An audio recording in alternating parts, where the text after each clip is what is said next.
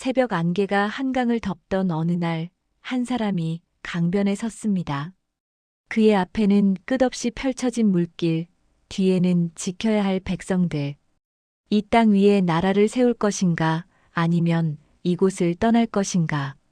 그가 내린 선택 하나가 오늘 우리가 서울이라 부르는 도시의 운명을 결정했습니다. 여러분은 혹시 이런 생각을 해보신 적 있으신가요? 지금 우리가 서 있는 이 서울이라는 땅이 언제부터 사람들의 발길이 닿았는지, 왜 수많은 왕조가 이곳을 차지하려 했는지, 그리고 왜 이 도시는 수백 번 무너졌어도 다시 일어설 수 있었는지.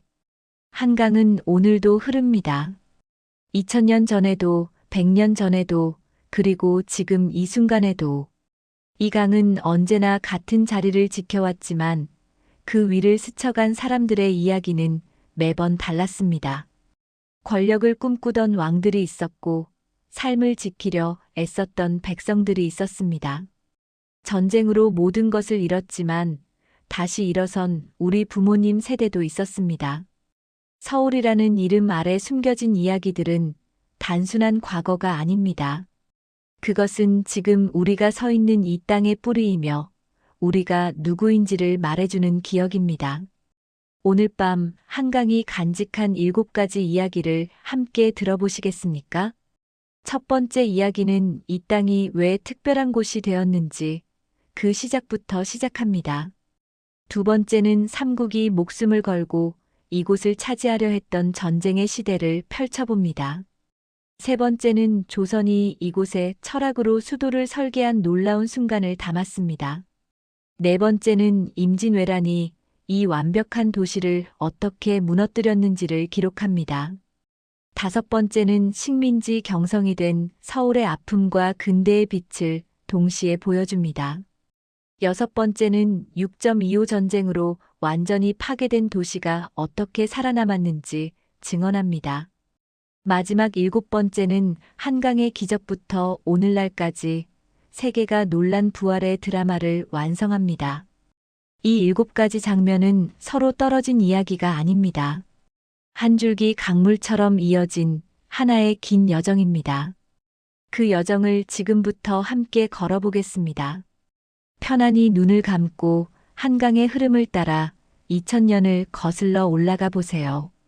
기원전부터 사람들은 한강 주변에 모여 살기 시작했습니다.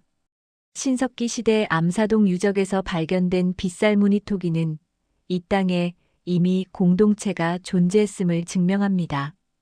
왜 하필 이곳이었을까요? 한강은 단순한 강이 아니었습니다. 남쪽과 북쪽을 잇는 물길이자 동쪽과 서쪽을 연결하는 교통로였습니다. 풍부한 물과 비옥한 평야, 그리고 방어하기 좋은 산들이 둘러싸고 있었습니다. 기원전 18년 백제의 시조 온조왕은 이곳 위례성에 나라의 뿌리를 내렸습니다. 그는 한강을 보며 이렇게 말했다고 전해집니다. 이 땅은 북으로는 한수가 흐르고 동으로는 높은 산이 있으며 남으로는 기름진 평야가 펼쳐져 있다. 이곳이야말로 하늘이 내린 땅이다. 삼국사기는 온조왕의 선택을 이렇게 기록합니다. 온조가 신하들과 함께 한강 남쪽에 이르러 땅을 살펴보고 말하기를 이곳이 참으로 살기 좋은 곳이다라 하고 위례성을 쌓았다. 이 한 문장은 단순한 기록이 아닙니다. 당시 한반도는 여러 부족과 소국들이 난립하던 시대였습니다. 생존을 위해서는 물과 식량, 그리고 외적을 막을 수 있는 지형이 필수였습니다. 온조는 한강이라는 자연환경이 가진 전략적 가치를 정확히 꿰뚫어 보았습니다. 한강 유역은 농사를 짓기에도 좋았지만 무엇보다 배를 띄워 먼 곳까지 교역할 수 있는 물류의 중심지였습니다. 고대 사회에서 물류는 곧 경제력이었고 경제력은 곧 군사력이었습니다. 백제가 한강을 차지했다는 것은 한반도의 심장부를 장악했다는 의미였습니다. 그러나 이 선택은 동시에 운명을 결정짓는 선택이기도 했습니다. 한강은 누구에게나 탐나는 땅이었기 때문입니다. 이후 700여 년 동안 고구려, 신라, 백제는 이 땅을 차지하기 위해 끊임없이 싸웠습니다. 서울은 그렇게 처음부터 평화가 아닌 권력과 생존의 땅으로 태어났습니다. 오늘날 우리는 서울을 당연한 수도로 여깁니다. 하지만 이 도시가 수도가 된 것은 우연이 아니었습니다. 지리적 이점, 경제적 가능성, 방어의 용이함, 이 모든 조건이 맞아떨어진 결과였습니다. 우리 삶도 마찬가지가 아닐까요? 때로는 우리가 선택한 것처럼 보이지만 사실 환경과 조건이 우리를 선택하기도 합니다. 중요한 것은 그 조건 안에서 어떤 선택을 하느냐입니다. 온조는 한강을 보고 가능성을 보았고 그 가능성 위에 나라를 세웠습니다. 위례성이 세워진 그날, 온조왕은 강변에 서서 오랫동안 물을 바라보았다고 합니다. 신하들은 그의 뒤에서 조용히 기다렸습니다. 한참을 서 있던 온조는 천천히 고개를 돌려 신하들을 바라보았습니다. 이곳에 성을 쌓겠다. 짧은 한마디였지만 그 말에는 확신이 담겨 있었습니다. 그날부터 백성들은 돌을 나르고 흙을 다지고 나무를 베어 성벽을 쌓기 시작했습니다. 한 해, 두 해, 시간이 흐르며 위례성은 점점 모습을 갖춰갔습니다. 성 안에는 집들이 들어서고 시장이 열렸으며 아이들의 웃음소리가 퍼졌습니다. 백제는 이곳에서 뿌리를 내렸고 한강을 발판으로 삼아 한반도 남부의 강국으로 성장했습니다. 그러나 온조는 알고 있었을 것입니다. 이 땅이 축복인 동시에 숙명이라는 것을. 한강을 가진 자가 한반도를 지배한다는 진리는 적들도 똑같이 알고 있었기 때문입니다. 그의 예감은 맞았습니다. 수백 년 후 고구려의 광개토대왕과 장수왕이 남하를 시작했을 때 그들의 최종 목표는 바로 한강이었습니다. 백제는 결국 한강을 빼앗겼고 수도를 남쪽으로 옮겨야 했습니다. 한강은 그렇게 첫 번째 주인을 바꾸었습니다. 이 장면이 우리에게 남기는 메시지는 분명합니다. 한강이라는 땅은 처음부터 선택받은 곳이었습니다. 하지만 그 선택은 평화가 아니라 끝없는 전쟁을 의미했습니다. 삼국사기가 전하는 온조왕의 말처럼 이곳이야말로 살기 좋은 곳이었지만 동시에 빼앗기기 쉬운 곳이기도 했습니다. 서울의 운명은 그렇게 시작되었습니다. 권력과 욕망, 전쟁과 평화가 교차하는 땅으로. 우리는 이 첫 번째 장면에서 중요한 진실을 배웁니다. 좋은 조건은 축복이지만 그 축복을 지키는 것은 결국 사람의 몫이다. 한강 유역에 처음 뿌리를 내린 백제의 선택은 이후 2000년 서울 역사의 첫 장을 열었습니다. 그러나 이 땅을 둘러싼 전쟁은 이제 막 시작되었을 뿐입니다. 5세기 후반 한반도는 거대한 소용돌이 속에 있었습니다. 고구려는 광개토대왕과 장수왕의 시대를 맞아 역사상 가장 넓은 영토를 차지했습니다. 남쪽의 백제와 신라는 고구려의 압박에 숨조차 쉬기 어려웠습니다. 475년 고구려 장수왕은 3만 대군을 이끌고 백제의 수도 한성을 포위했습니다. 백제 계로왕은 성문을 굳게 닫고 버텼지만 성 안의 식량은 바닥나고 있었습니다. 백성들은 굶주림에 쓰러졌고 병사들은 지쳐갔습니다. 결국 성문이 열렸고 고구려군이 성 안으로 쏟아져 들어왔습니다. 계로왕은 붙잡혔고 아차산 아래에서 처형당했습니다. 백제는 그렇게 한강을 잃었습니다. 삼국사기는 이 비극적인 순간을 이렇게 기록합니다. 장수왕이 군사를 거느리고 와서 한성을 에워쌌다. 왕이 나가 싸우다가 사로잡혀 죽임을 당했다. 이 짧은 기록 뒤에는 백제라는 나라 전체의 운명이 걸려 있었습니다. 한강을 잃는다는 것은 단순히 땅을 잃는 것이 아니었습니다. 경제적 기반을 잃고 군사적 요충지를 빼앗기고 무엇보다 국가의 자존심을 무너뜨리는 일이었습니다. 백제는 수도를 웅진지금의 공주로 옮겨야 했고 이후 다시는 한강을 되찾지 못했습니다. 그러나 한강을 차지한 고구려의 지배도 영원하지 않았습니다. 551년 신라의 진흥왕이 백제와 연합하여 한강 유역을 되찾았습니다. 하지만 진흥왕은 약속을 저버리고 한강 전체를 신라가 독차지했습니다. 이 배신은 백제와 신라 사이에 깊은 앙금을 남겼고 이후 두 나라는 평생의 적이 되었습니다. 한강은 그렇게 세 나라의 피로 물들었습니다. 한강을 둘러싼 전쟁은 우리에게 중요한 교훈을 줍니다. 때로는 가장 소중한 것을 지키기 위해 모든 것을 걸어야 하는 순간이 옵니다. 하지만 그 소중한 것을 잃었을 때 어떻게 다시 일어설 것인가도 중요합니다. 백제는 한강을 잃었지만 나라를 포기하지 않았습니다. 수도를 옮기고 다시 힘을 모으고 새로운 미래를 준비했습니다. 오늘 우리 삶에서도 마찬가지입니다. 중요한 것을 잃었을 때 그 상실이 끝이 아니라 새로운 시작이 될 수 있습니다. 475년 가을 한성의 성벽 위에서 백제 병사 하나가 멀리 고구려군을 바라보고 있었습니다. 그의 이름은 기록에 남지 않았습니다. 아마도 평범한 농부의 아들이었을 것입니다. 그는 성벽에 기대어 서서 생각했습니다. 저들은 언제 물러갈까? 우리는 얼마나 더 버틸 수 있을까? 성 안에는 더 이상 먹을 것이 없었습니다. 어린아이들은 울음조차 그쳤고 노인들은 조용히 눈을 감았습니다. 병사는 주먹을 불끈 쥐었지만 그 손에는 힘이 없었습니다. 며칠 후 성문이 열렸습니다. 고구려군이 쏟아져 들어왔고 그는 창을 들었지만 끝내 쓰러졌습니다.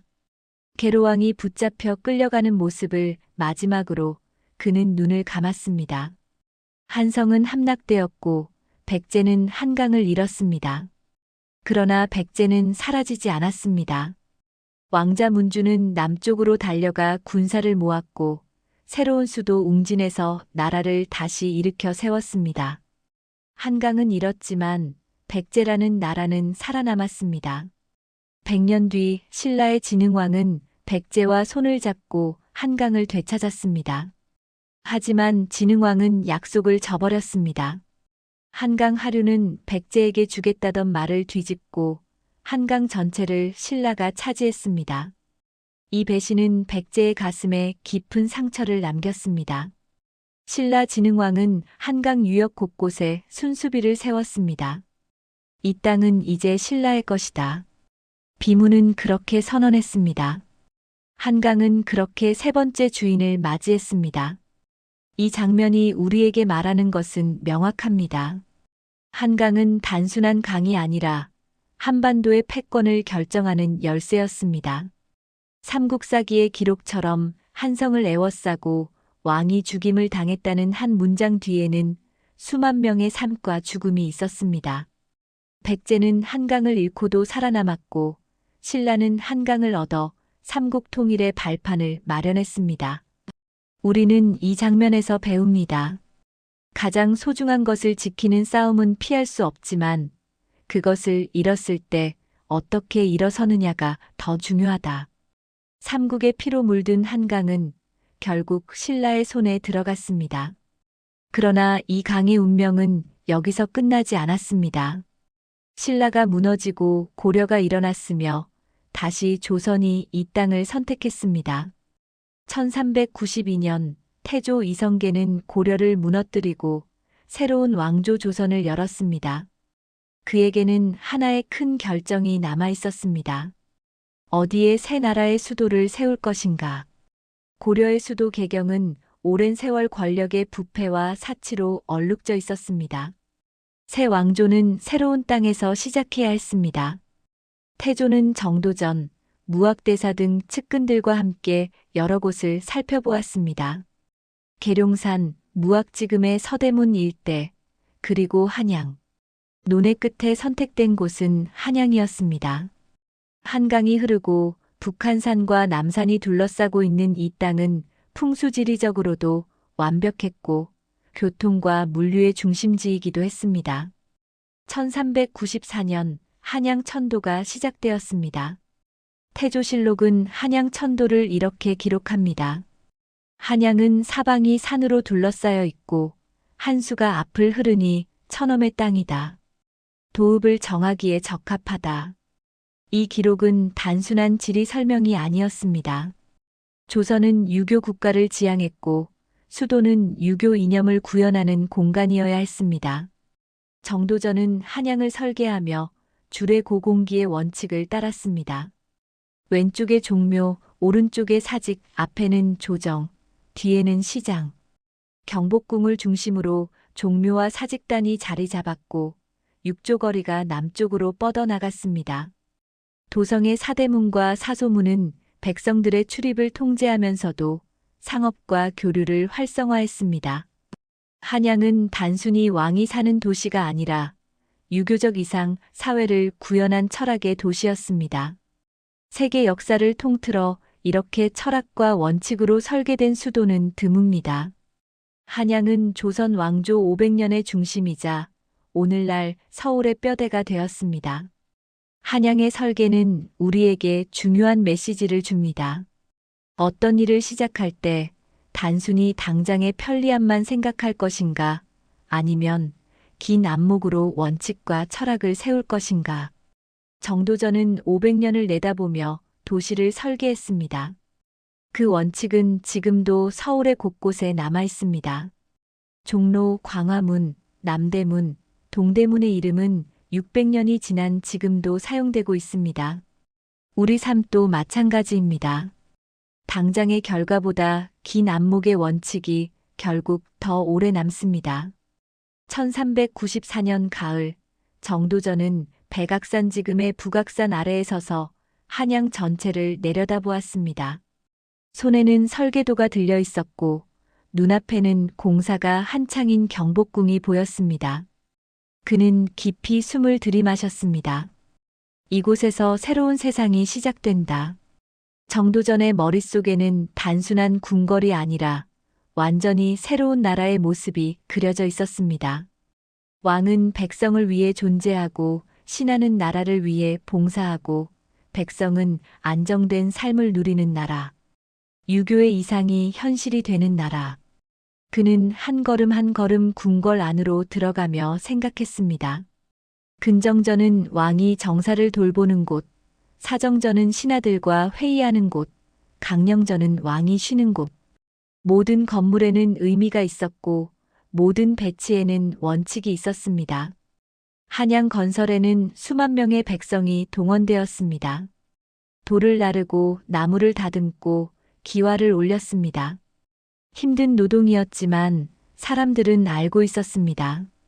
이곳에서 새로운 시대가 열린다는 것을. 1395년 경복궁이 완성되었습니다. 태조 이성계는 근정전에 앉아 신하들의 할애를 받았습니다. 그날 한양은 조선의 심장이 되었습니다. 이후 500년 동안 한양은 조선 왕조의 중심으로 기능했습니다.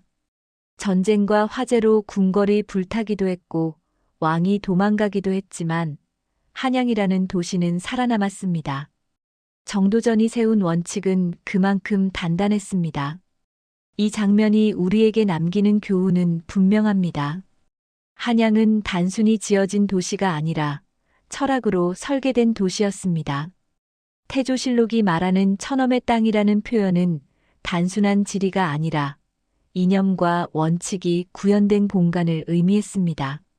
정도전은 500년을 내다보며 한양을 설계했고 그 설계는 600년이 지난 지금도 서울의 뼈대로 남아 있습니다. 우리는 이 장면에서 배웁니다. 긴 안목의 원칙은 당장의 편리함보다 훨씬 오래 남는다. 철학으로 설계된 완벽한 도시 한양은 조선 왕조 500년의 중심이 되었습니다. 하지만 이 완벽함은 영원하지 않았습니다. 1592년 4월 13일 부산포에 왜군이 상륙했습니다. 임진왜란이 시작된 것입니다. 조선은 200년 가까이 평화를 누려왔고 군대는 제대로 훈련되지 않았습니다. 왜군은 파죽지세로 북상했고 단 20일 만에 한양 근처까지 도달했습니다. 선조는 급히 신하들을 불러 회의를 열었지만 뚜렷한 대책이 없었습니다. 결국 선조는 결정을 내렸습니다. 한양을 버리고 북쪽으로 피란한다. 1592년 4월 30일 새벽 선조는 몰래 궁궐을 빠져나갔습니다. 왕이 도망갔다는 소식이 퍼지자 한양은 순식간에 혼란에 빠졌습니다. 선조실록은 이 비극적인 순간을 이렇게 기록합니다. 임금이 밤에 궁궐을 떠나 서쪽으로 향하니 백성들이 이를 알고 다투어 궁궐에 들어가 창고를 부수고 물건을 가져갔다. 이 기록 뒤에는 엄청난 배신감과 분노가 숨어 있었습니다. 조선은 유교 국가였고 왕은 백성의 아버지였습니다. 하지만 그 아버지가 자식들을 버리고 도망갔습니다. 백성들은 분노했습니다. 궁궐에 불을 질렀고 창고를 부수고 노비 문서를 찾아 태웠습니다. 경복궁은 불길에 휩싸였고 200년 가까이 쌓아온 조선의 상징이 하루아침에 잿더미가 되었습니다. 왜군이 한양에 입성했을 때 경복궁은 이미 폐허였습니다. 선조는 의주까지 도망갔고 조선은 사실상 나라 전체가 무너질 위기에 처했습니다. 다행히 이순신 장군의 해전 승리와 의병들의 봉기, 그리고 명나라의 지원으로 전세는 역전되었습니다. 하지만 한양은 돌이킬 수 없이 무너졌고 경복궁은 270년 동안 폐허로 남았습니다. 왕의 도망은 우리에게 깊은 교훈을 줍니다. 리더가 위기 상황에서 어떻게 행동하느냐가 조직 전체의 운명을 결정합니다. 선조는 목숨을 지켰지만 백성들의 신뢰는 완전히 잃었습니다. 반대로 이순신은 죽을 힘을 다해 싸우겠다고 선언했고 백성들은 그를 따랐습니다. 오늘 우리 삶에서도 마찬가지입니다. 어려운 순간에 도망가면 당장은 안전할 수 있지만 잃는 것이 더 큽니다. 반대로 끝까지 자리를 지키면 설령 실패하더라도 신뢰는 남습니다. 1592년 4월 30일 새벽 한양의 한 백성이 잠에서 깼습니다. 밖이 너무 시끄러웠습니다. 문을 열고 나가보니 거리는 사람들로 가득했습니다. 모두가 북쪽을 향해 달리고 있었습니다. 왕께서 도망가셨다. 누군가의 외침이 들렸습니다. 그는 믿을 수 없었습니다. 왕이 도망간다고? 하지만 곧 현실이 되었습니다. 궁궐 쪽에서 연기가 피어오르기 시작했습니다. 누군가 불을 지른 것이었습니다. 사람들은 궁궐로 몰려가 창고를 부수고 물건을 가져갔습니다. 노비들은 문서를 찾아 불태웠습니다. 이제 우리도 자유다. 그들의 외침은 분노와 해방이 뒤섞인 것이었습니다. 경복궁은 밤새 타올랐습니다. 200년 가까이 조선의 중심이었던 궁궐이 단 하루 만에 잿더미가 되었습니다. 며칠 후 왜군이 한양에 입성했습니다. 하지만 그들이 본 것은 이미 파괴된 도시였습니다. 백성들은 대부분 피난을 떠났고 거리는 텅 비어 있었습니다. 왜군 장수 중 한 명이 폐허가 된 경복궁을 바라보며 중얼거렸습니다. 이것이 조선의 수도인가? 그는 실망했습니다. 점령할 가치가 있는 도시가 아니라 이미 무너진 폐허였기 때문입니다. 전쟁은 7년 동안 이어졌고 한양은 그 세월 동안 계속 폐허로 남았습니다. 선조는 전쟁이 끝난 후에야 한양으로 돌아왔지만 경복궁은 재건되지 않았습니다.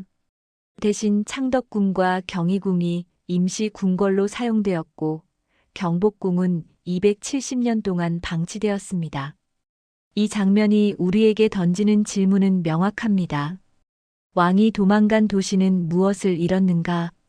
선조실록이 기록한 백성들이 다투어 궁궐에 들어가 창고를 부쉈다는 문장은 단순한 약탈이 아니라 신뢰의 붕괴를 의미했습니다.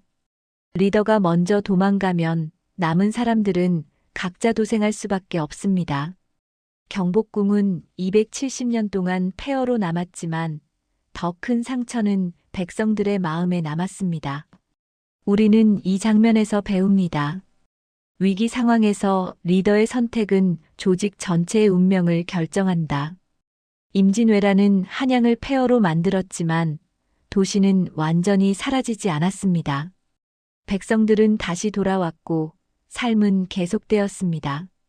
하지만 조선의 운명은 이후 점점 기울어갔고 결국 19세기 말 또 다른 위기가 찾아옵니다. 19세기 후반 조선은 급격한 변화의 소용돌이 속에 있었습니다. 1895년 을미사변으로 명성황후가 시해되었고 고종은 러시아 공사관으로 피신하는 아관 파천의 굴욕을 겪었습니다. 1897년 고종은 대한제국을 선포하고 황제로 즉위했습니다. 근대화를 향한 마지막 시도였습니다. 한양에는 전차가 달리기 시작했고 전등이 켜졌으며 서양식 건물들이 들어섰습니다. 경운궁덕수궁은 대한제국의 중심이 되었고 독립문이 세워졌습니다.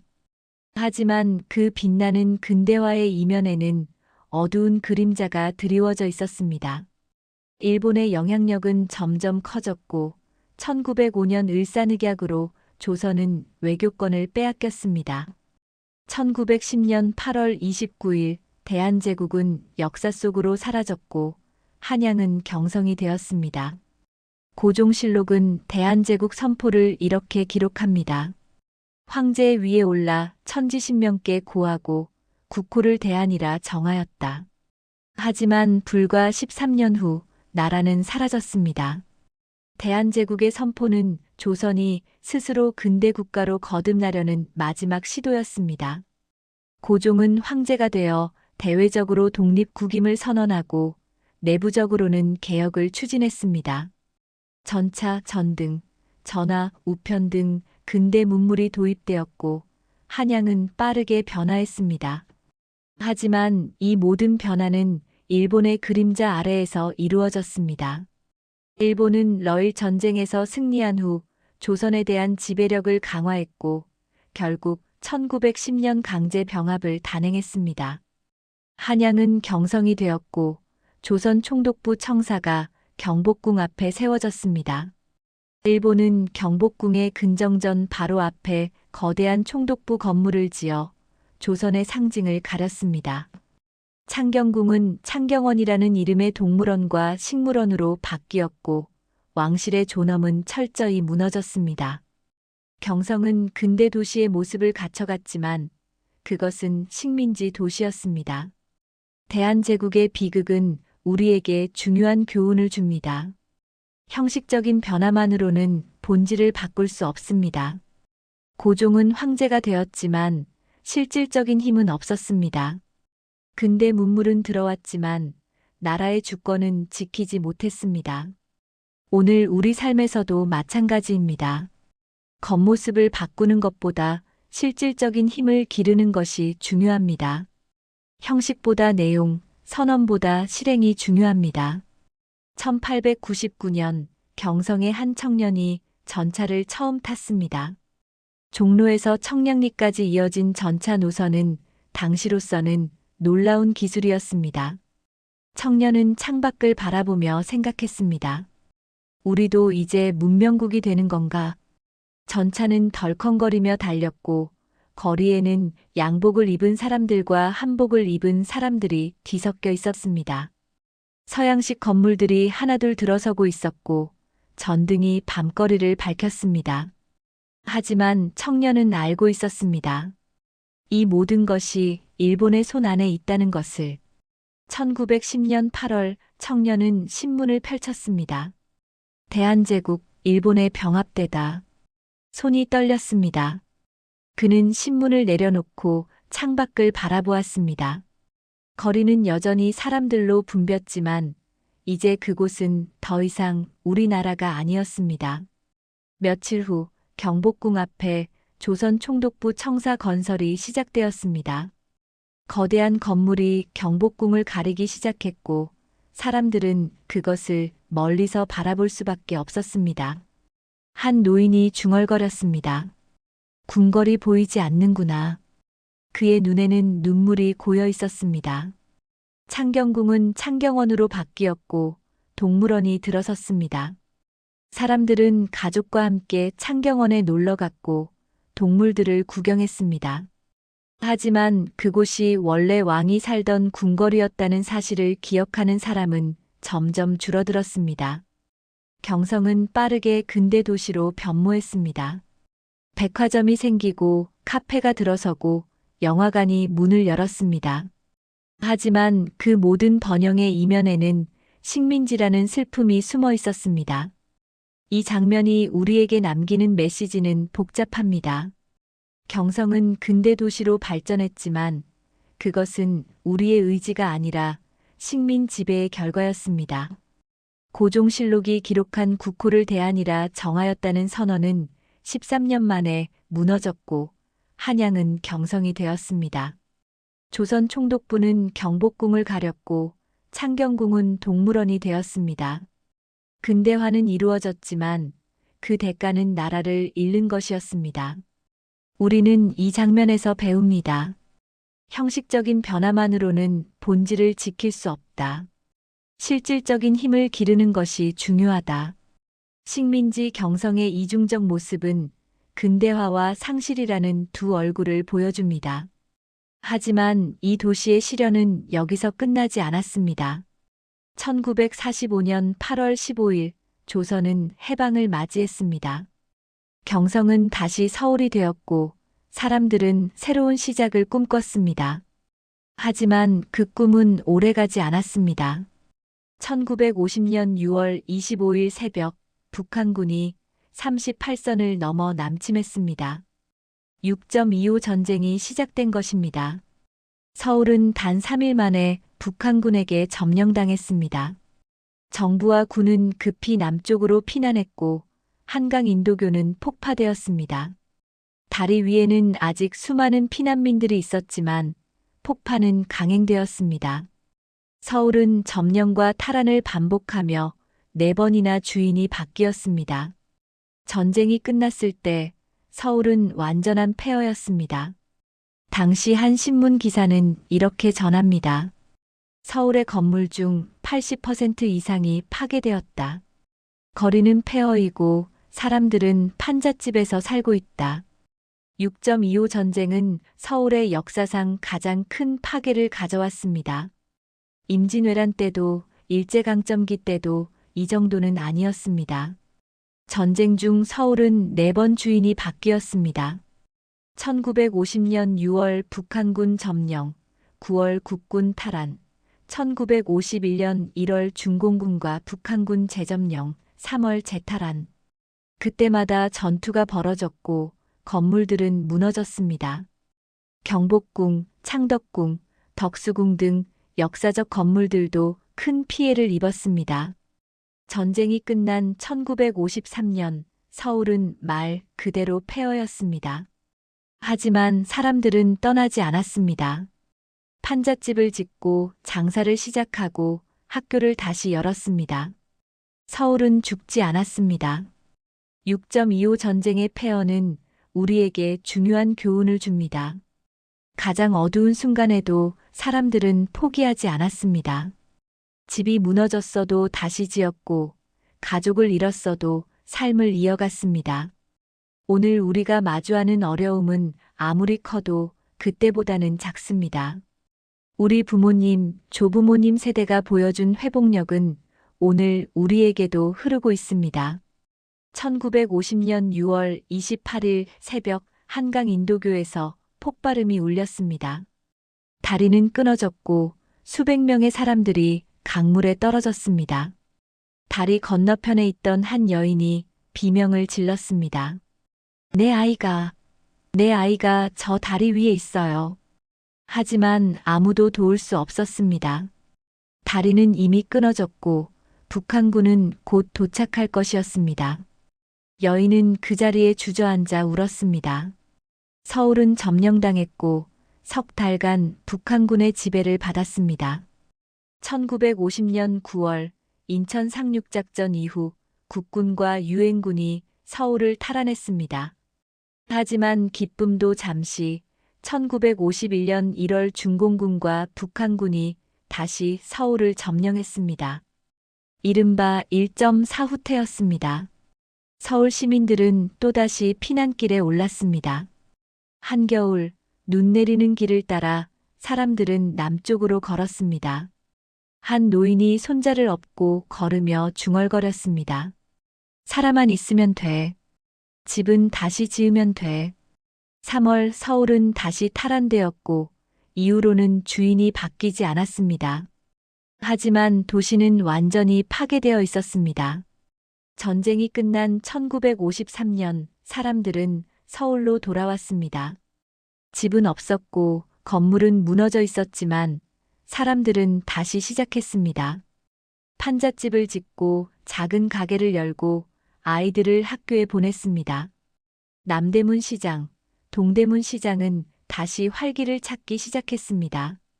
1960년대 서울은 조금씩 모습을 되찾아갔습니다. 하지만 아직 가난했고 대부분의 사람들은 어렵게 살았습니다. 그럼에도 사람들은 희망을 잃지 않았습니다. 이 장면이 우리에게 전하는 메시지는 명확합니다.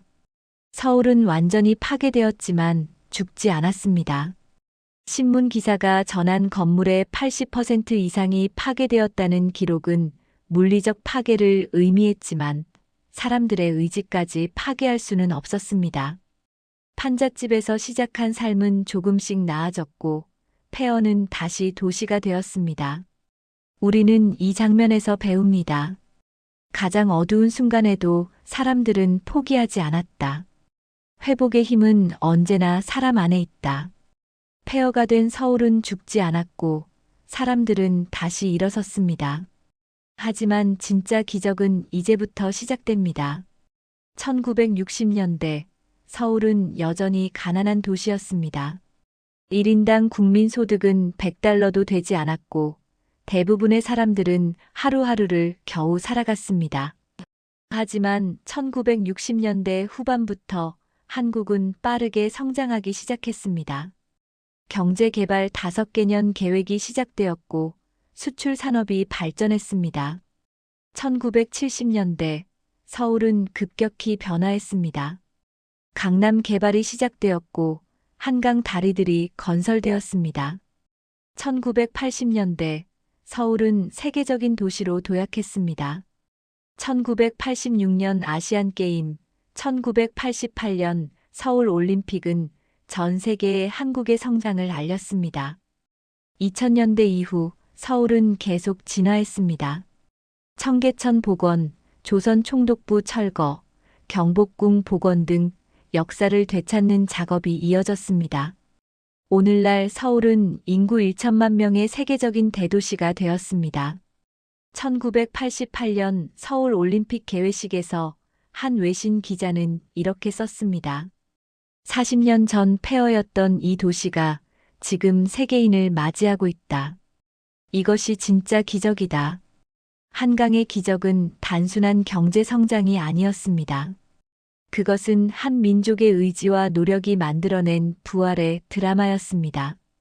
1960년대 사람들은 공장에서 일했고 밤늦게까지 공부했습니다. 1970년대 강남 개발로 서울은 강남쪽으로 확장되기 시작했습니다. 영동대교, 한남대교, 성수대교가 건설되며 강남과 강북이 연결되었습니다. 1988년 서울 올림픽은 한국이 세계 무대에 당당히 서는 순간이었습니다. 전 세계 사람들이 서울을 보았고 놀랐습니다. 2000년대 서울은 역사를 복원하기 시작했습니다. 청계천은 복개된 지 수십 년 만에 다시 개방되었고 조선 총독부 건물은 철거되었습니다. 경복궁은 조금씩 원래의 모습을 되찾아가고 있습니다. 오늘날 서울은 과거와 현재가 공존하는 도시입니다. 600년 된 궁궐 옆에 초고층 빌딩이 서 있고 전통시장 옆에 최신 쇼핑몰이 있습니다. 서울의 기적은 우리에게 중요한 메시지를 줍니다. 불가능해 보이는 일도 의지와 노력으로 가능해집니다. 1960년대 서울을 본 사람들은 아무도 50년 후 이 도시가 세계 10대 도시가 될 거라고 예상하지 못했습니다. 하지만 사람들은 포기하지 않았고 조금씩 나아갔습니다. 오늘 우리 삶도 마찬가지입니다. 지금은 힘들어 보여도 꾸준히 노력하면 언젠가는 달라집니다. 서울이 그것을 증명합니다. 1970년대 초 강남은 논밭이었습니다. 한 농부가 밭을 갈다가 정부 관리를 만났습니다. 여기에 큰 도시가 들어설 겁니다. 관리의 말에 농부는 고개를 저었습니다. 이런 허허벌판에 무슨 도시가 들어서겠습니까? 하지만 몇 년 후 그 자리에는 아파트가 들어섰고 도로가 뚫렸습니다. 1980년대 강남은 서울의 새로운 중심지가 되었습니다. 1988년 9월 올림픽 개회식 날, 잠실 올림픽 주경기장은 전 세계 사람들로 가득 찼습니다. 한 노인이 눈물을 흘리며 개회식을 지켜보았습니다. 그는 6.25 전쟁 때 이 땅에서 싸웠던 참전 용사였습니다. 그때 이 땅은 폐허였는데 그의 목소리는 떨렸습니다. 지금은 이렇게 아름다운 도시가 되었구나. 성화가 점화되고 평화의 비둘기가 날아올랐습니다. 전 세계가 한국을 보았고 한강의 기적을 인정했습니다. 2000년대 서울은 또 한 번 변화했습니다. 청계천 복원 공사가 시작되었고 사람들은 의아해했습니다. 왜 멀쩡한 도로를 뜯어내나? 하지만 복원이 완료된 후 청계천은 서울의 새로운 명소가 되었습니다. 사람들은 청계천을 걸으며 말했습니다. 이런 곳이 서울 한복판에 있었구나. 2010년 조선 총독부 건물이 완전히 철거되었습니다. 일제강점기의 상징이었던 그 건물은 사라지고 경복궁은 조금씩 원래의 모습을 되찾았습니다. 한 역사학자가 경복궁을 바라보며 중얼거렸습니다. 이제야 궁궐이 보이는구나. 오늘날 서울은 과거와 현재가 공존하는 도시입니다. 외국인 관광객들은 경복궁을 방문하고 명동에서 쇼핑하고 한강을 따라 자전거를 탑니다. 서울은 더 이상 전쟁의 도시도 식민지의 도시도 폐허의 도시도 아닙니다. 서울은 살아있는 역사 그 자체입니다. 이 장면이 우리에게 남기는 메시지는 희망입니다. 서울은 2000년 동안 수없이 무너졌지만 매번 다시 일어섰습니다. 외신 기자가 쓴 40년 전 폐허였던 이 도시가 지금 세계인을 맞이하고 있다는 문장은 단순한 묘사가 아니라 기적의 증언이었습니다. 한강은 여전히 흐르고 그 강을 따라 서울은 계속 진화하고 있습니다. 우리는 이 마지막 장면에서 배웁니다. 불가능해 보이는 일도 의지와 시간이 있으면 가능하다. 서울이 그 증거다. 한강의 기적은 끝나지 않았습니다. 서울은 지금도 변화하고 있고 앞으로도 계속 진화할 것입니다. 사랑하는 여러분, 우리는 지금까지 서울이라는 도시가 걸어온 2000년의 여정을 함께 살펴보았습니다.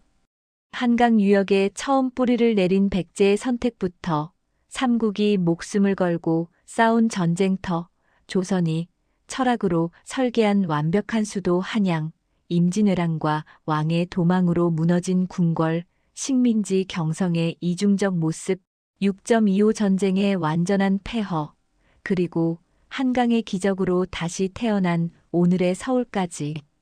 이 7가지 장면은 서로 떨어진 이야기가 아닙니다. 하나의 강물처럼 이어진 하나의 긴 서사입니다. 역사 기록들은 한결같이 이 진실을 증언합니다. 삼국사기가 전한 한수가 흐르고 높은 산이 있으며 기름진 평야가 펼쳐진 땅이라는 표현은 이 도시가 처음부터 선택받은 곳이었음을 보여줍니다.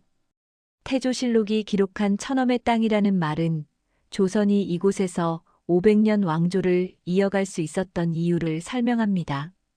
선조실록이 남긴 임금이 밤에 궁궐을 떠나 서쪽으로 향했다는 문장은 리더의 선택이 얼마나 큰 결과를 만드는지 보여줍니다.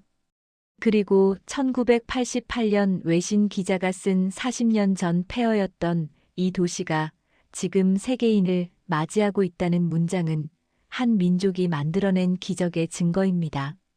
이 모든 기록이 우리에게 말하고 있습니다. 서울이라는 도시는 단순히 땅덩어리가 아니라 수없이 무너지고 다시 일어선 사람들의 의지가 쌓여 만들어진 살아있는 역사라는 것을. 오늘을 살아가는 우리에게도 이 이야기는 분명한 방향을 제시합니다. 우리가 서 있는 이 땅은 2000년 동안 수많은 사람들이 지켜온 곳입니다. 전쟁으로 무너져도 식민지가 되어도 완전히 파괴되어도 사람들은 포기하지 않았습니다. 다시 일어서고 다시 짓고 다시 시작했습니다. 그 회복의 힘이 지금 우리에게도 흐르고 있습니다. 우리는 이 7가지 장면을 통해 배운 교훈을 잊지 말아야 합니다. 좋은 조건은 축복이지만 그것을 지키는 것은 사람의 몫이다. 가장 소중한 것을 잃었을 때 그 상실이 끝이 아니라 새로운 시작이 될 수 있다. 긴 안목의 원칙은 당장의 편리함보다 훨씬 오래 남는다.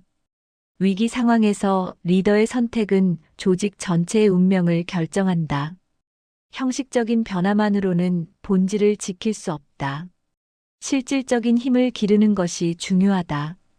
가장 어두운 순간에도 사람들은 포기하지 않았다. 회복의 힘은 언제나 사람 안에 있다. 불가능해 보이는 일도 의지와 시간이 있으면 가능하다. 이 선언들은 과거에만 머무는 말이 아니라 지금 우리의 삶에도 그대로 적용되는 진리입니다.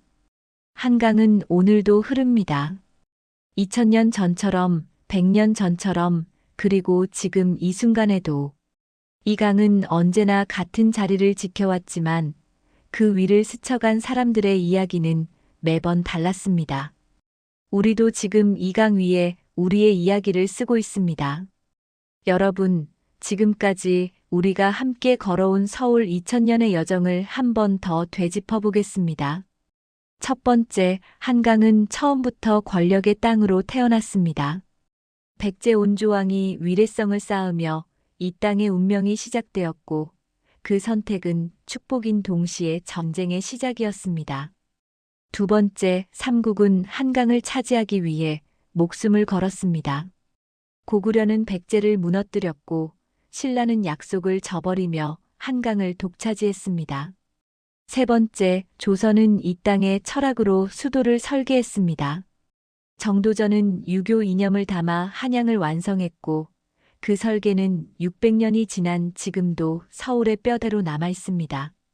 네 번째, 임진왜란은 이 완벽한 도시를 무너뜨렸습니다. 왕의 도망은 백성들의 신뢰를 무너뜨렸고 경복궁은 270년 동안 폐허로 남았습니다. 다섯 번째, 서울은 식민지 경성이 되었습니다. 근대 문물이 들어왔지만 그것은 우리의 선택이 아니라 식민 지배의 결과였습니다. 여섯 번째, 6.25 전쟁은 서울을 완전히 파괴했습니다. 하지만 사람들은 포기하지 않았고 폐허 위에서 다시 삶을 시작했습니다. 일곱 번째, 한강의 기적은 세계를 놀라게 했습니다. 폐허에서 시작한 서울은 50년 만에 세계적인 대도시로 거듭났고 지금도 계속 진화하고 있습니다. 이 7가지 장면은 서로 다른 시대, 서로 다른 사람들의 이야기지만 하나의 진실을 공유합니다. 무너져도 다시 일어서는 것, 그것이 서울이고 그것이 우리입니다. 여러분은 오늘 이야기 중 어느 장면이 가장 마음에 남으셨나요? 온조왕이 한강을 보며 나라를 세우기로 결심한 순간이었을까요? 아니면 정도전이 철학으로 도시를 설계한 장면이었을까요? 혹은 폐허에서 다시 일어선 6.25 이후 사람들의 모습이었을까요? 여러분의 생각을 댓글로 남겨주세요. 그리고 만약 서울이 아닌 다른 도시, 다른 시대의 이야기를 듣고 싶으시다면 그것도 알려주세요. 여러분의 한마디가 다음 이야기의 씨앗이 됩니다. 좋아요를 눌러주시고 구독 버튼을 눌러주시면 앞으로도 계속 역사 속 숨겨진 이야기들을 함께 나눌 수 있습니다. 역사는 오래전 이야기가 아니라 오늘의 우리에게 길을 비추는 등불입니다. 서울이 2000년 동안 무너지고 다시 일어선 것처럼 우리도 어려움 속에서 다시 일어설 수 있습니다. 한강은 오늘도 흐르고 그 강을 따라 우리의 이야기도 계속됩니다. 긴 시간 함께 걸어주셔서 감사합니다. 다음 이야기에서도 또 다른 시대의 숨결을 함께 만나러 가요. 편안한 밤 되시고 좋은 꿈 꾸세요.